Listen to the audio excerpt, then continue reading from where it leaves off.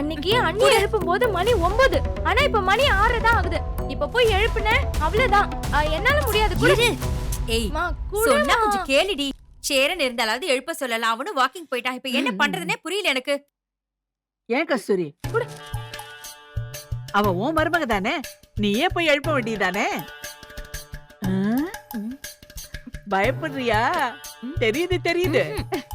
வேணா ஒண்ணு செய், அந்த ஒட்டடை குச்சி இருக்குல்ல, நீளமா இருக்கும்ல, அந்த குச்சி எடுத்துட்டு போய் நல்லா தள்ளி நின்னு அவ மண்டையிலே நங்கு நங்குன்னு 2 அடி வை, எழுந்துச்சிருவா.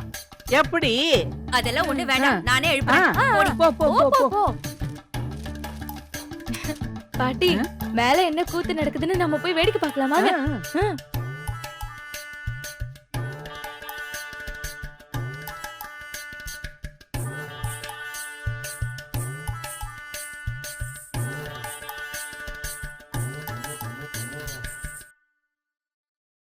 பாட்டி, இப்ப அலாரம் அடிக்கும் பாருங்க.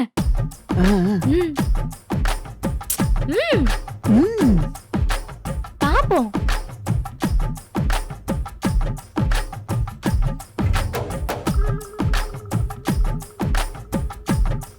எழுப்புமா?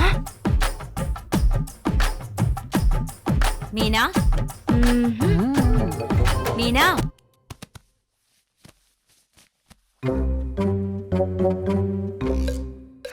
இதோ எதற்கும் அஞ்சாத மெய்யநாதனின் மனைவி கஸ்தூரி தூங்கும் பூதத்தை தட்டி எழுப்ப போகிறார். மீனா,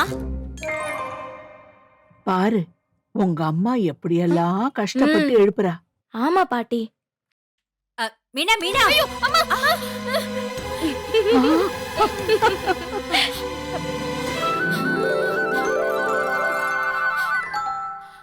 அத்தை, உங்களுக்கு என்ன வேணும்?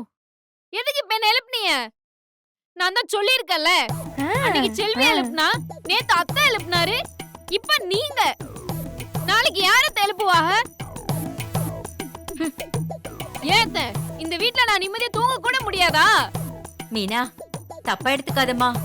இன்னைக்கு நீ சமைக்கணும், பொங்கல் வைக்கணும். எது? நான் சமைக்கணுமா? ஆமாமா, குளிச்சிட்டு வா.